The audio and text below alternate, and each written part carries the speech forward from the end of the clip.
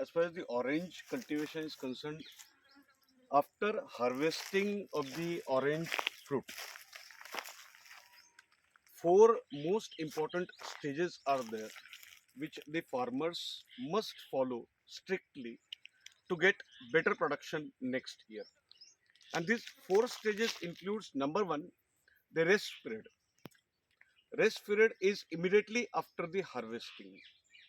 Whenever the fruit is harvested, after that for around 1 to 1.5 months, there is a rest period. After rest period, there is a stress period where we carry out defoliation. Whatever leaves are there, we suck out the nutrients from the leaves into the branches so that the strengthening of the branches occurs and that develops the proper knots.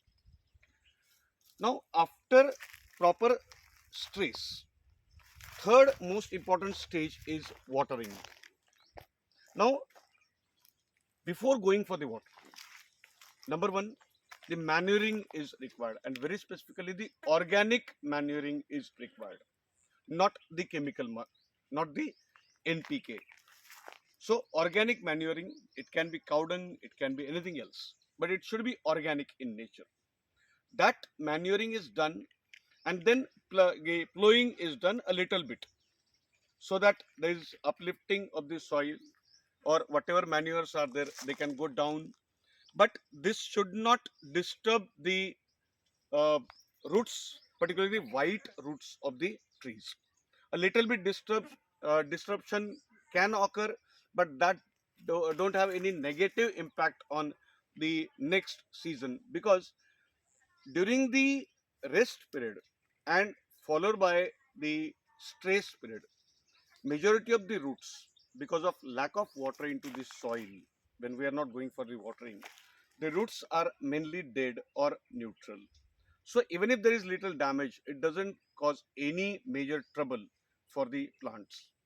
Now, after doing manuring and all these things, here when there is proper stress, now how to identify proper stress?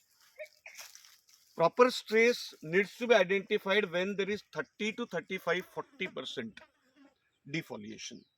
Now, if the defoliation doesn't occur, here sometimes the urea can be suggested, but that depends on the nature of, can say, plantation. At the same time, nature of species and the height of the plants, the age of the plant, the type of the soil, a lot of things are there. So that needs to be taken very carefully.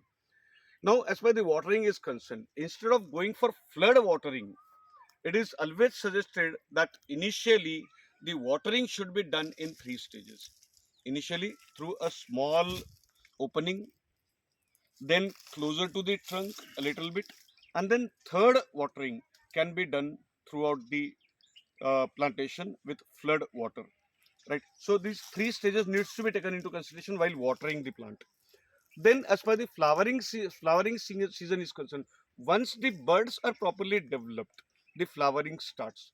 In that case, the pollination plays very important role. Now, we should not go for any kind of spray in that time which can affect the pollination. The pollination should not be affected in that case, right? So here, if these things are taken into consideration in proper way, under a proper guidance, then proper flowering and proper setting of the fruit occurs, and then the chances of production occurs. So all the farmers, particularly in the northern hemisphere, we lives in India. Today we are into the Amaravati district, which is closer to the orange capital of India, that is Nagpur, where even the orange research center people should consider this and should promote this among the farmers, so that the proper guidance will be provided to them. Myself, Santosh Rode Patil for Baksopti. Thank you.